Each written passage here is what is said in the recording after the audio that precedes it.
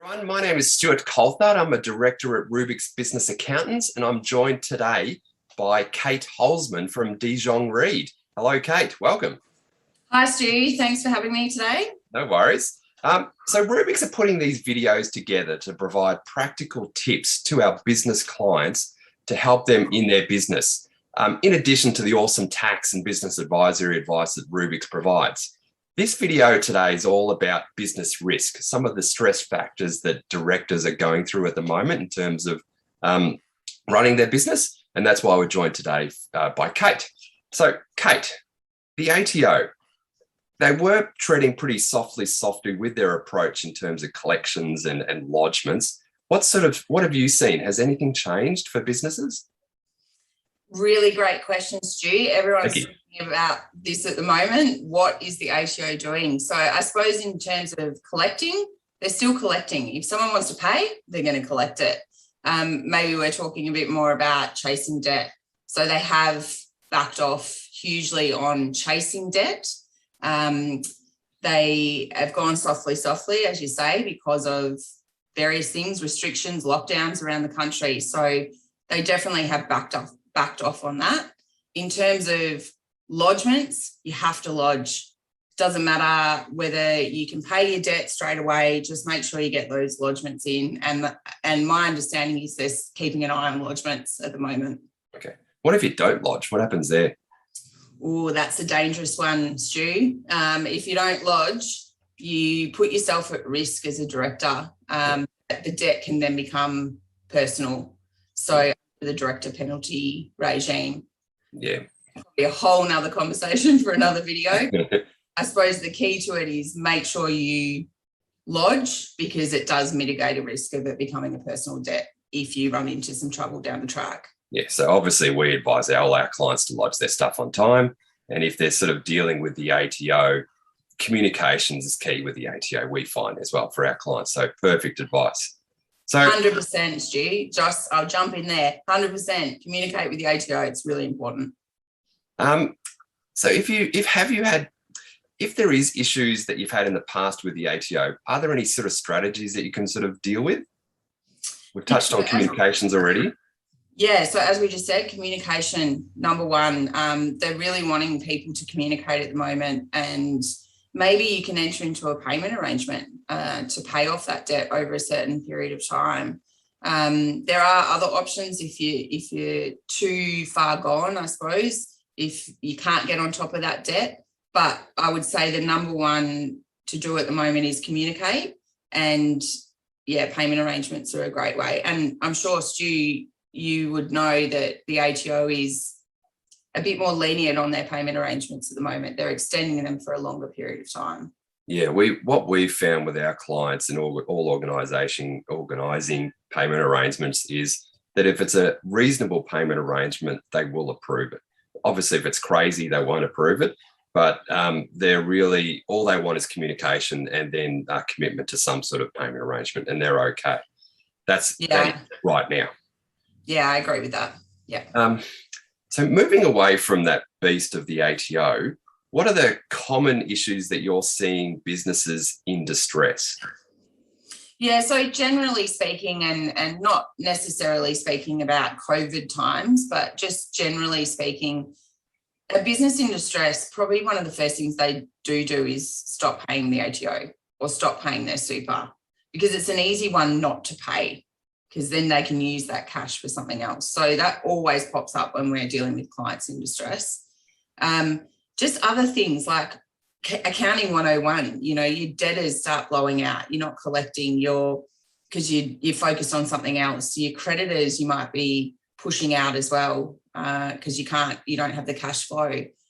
So they're sort of the main things. And then I suppose, going back to COVID times, and what we're seeing is people have lost income. Businesses have been shut. So if they're not getting that income, they're not paying creditors simply. Yeah.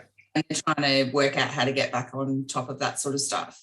So, and then it's even the director is working really hard in the business and has lost focus on the cash or on the bookkeeping, the accounting of the business, maintaining that. Accounting is very important.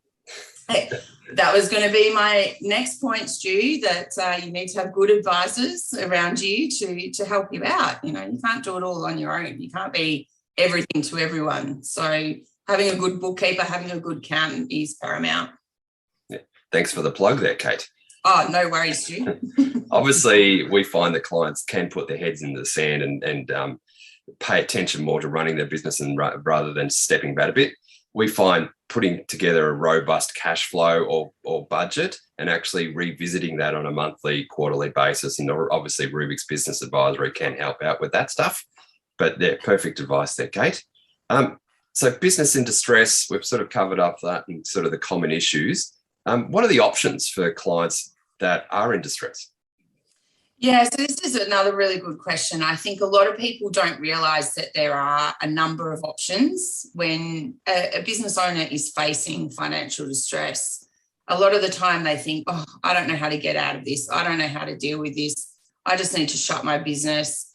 I can't move forward. I can't get on top of debt. But there are, depending on the scenario, there are lots of options. So it might be simply a little bit of finance helps them get through. So, a bit of finance or refinancing a debt.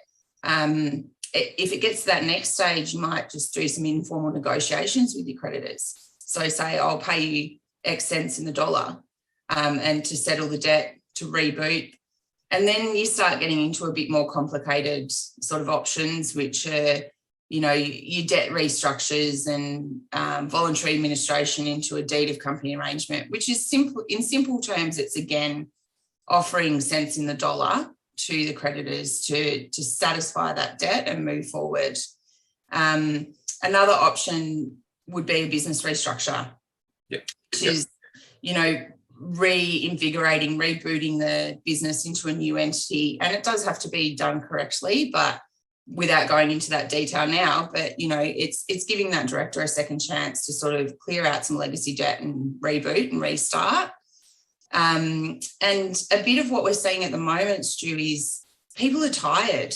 Like they've been. I'm tired. You're tired. I'm sure you are. You've been slammed.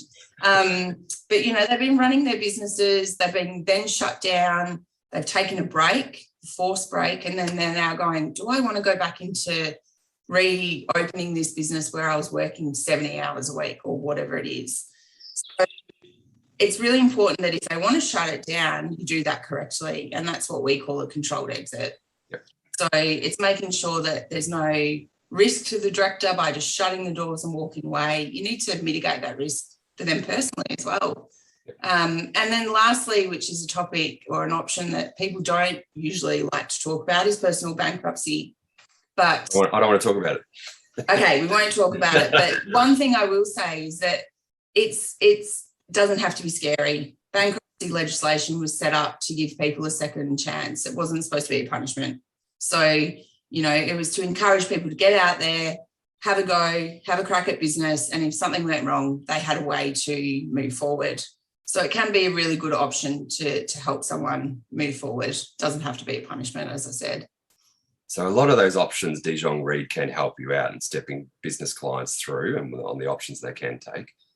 But yeah.